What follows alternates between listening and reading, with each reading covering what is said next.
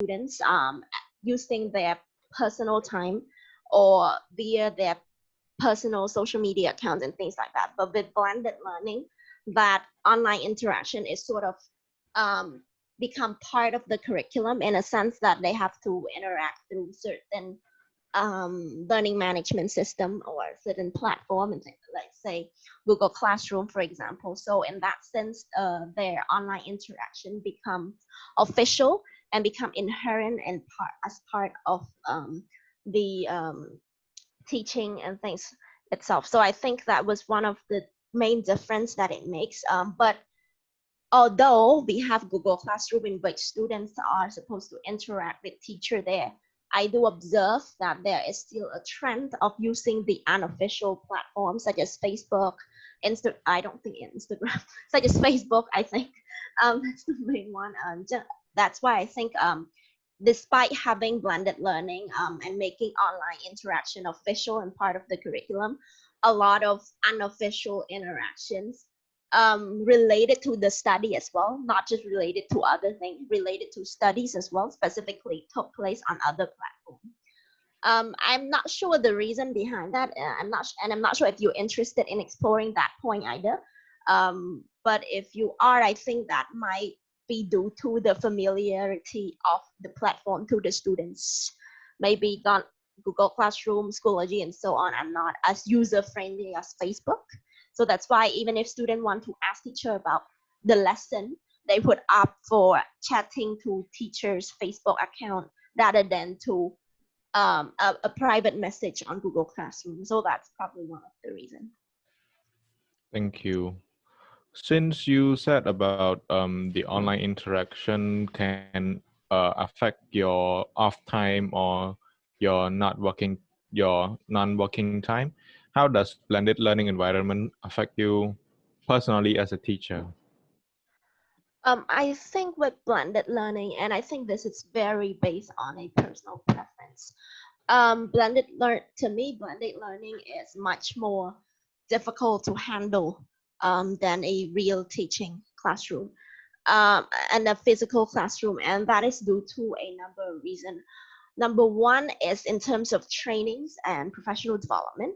That is because when I was trained or when I undertook my my graduate level studies in order to be a teacher, there were not much information about blended learning to begin with. You can interpret this statement as in my educational background, learning related to technology and blended learning itself was not a part of the curriculum. That means I wasn't trained to teach in a blended learning environment. Now that can be offset, for example, later by having training or workshop related to blended teaching. But if you see the trend that is occurring in the department, you will know that at least in our institution, um, they were not certified training done by certified professionals, meaning they are a form of unofficial knowledge sharing. If you heard of the term like community of practice, it's more like a community of practice kind of learning in which you have a teacher that has who has done research on blended learning, for example, or who had taught a blended learning class before. He would come to share some experience, some tips, things you need to consider and things like that.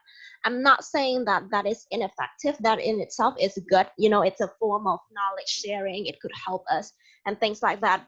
My contention to that is the fact that it's not enough.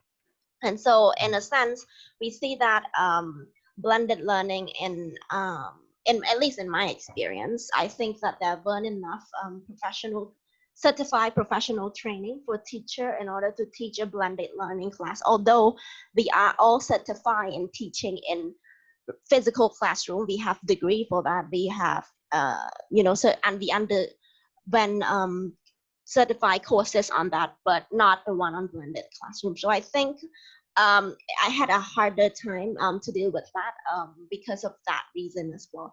Number two, in terms of how it affect me, I think blended learning, at least in the context of WS2, resulting a heavy workload on the teacher compared to a physical classroom.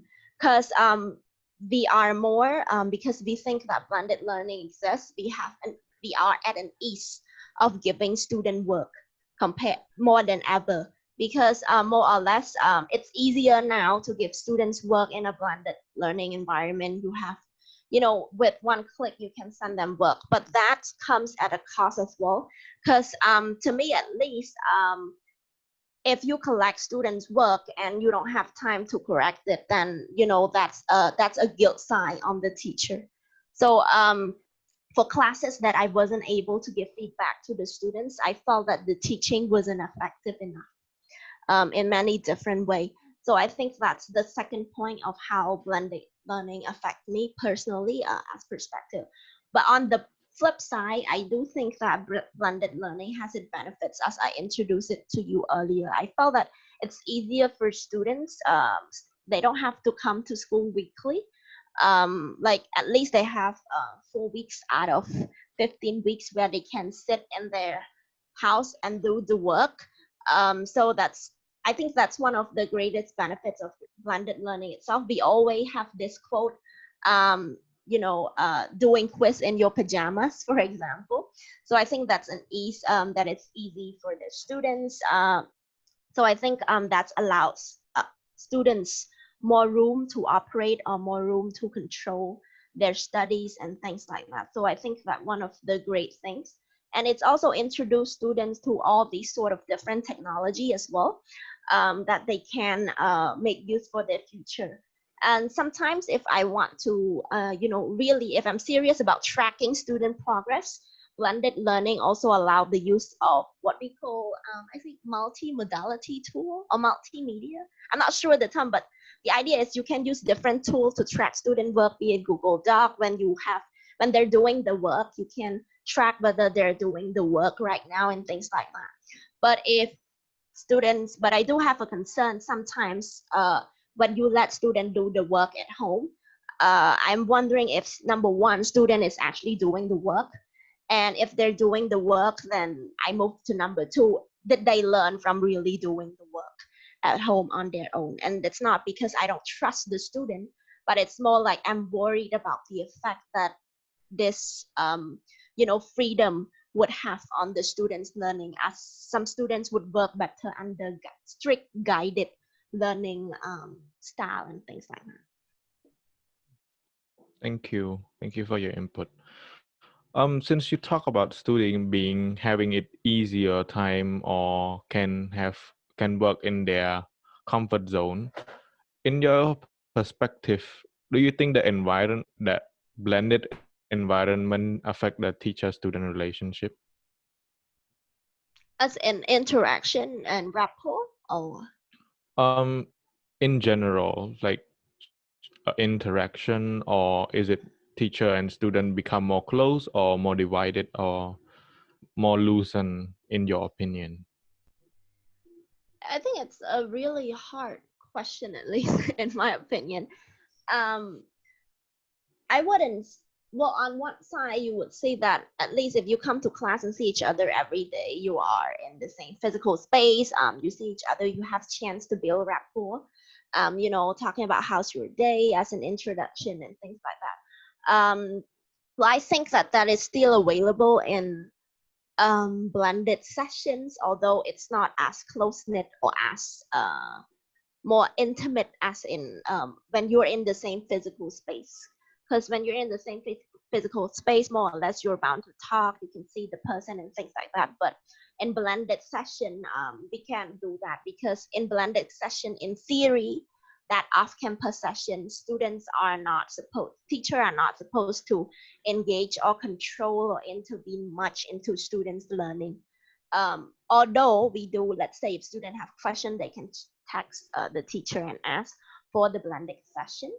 But teachers are not supposed to, intervene much unless the students really need help and things like that. That is, at least in theory, that's what happens. So I do think that if you consider that as a point, then a chance of teacher and students being closer would be reduced a bit by the blended classroom as well. Of course, you need to understand that as I'm saying this, I am alienating the other variables out. Variables such as, for example, we are still interacting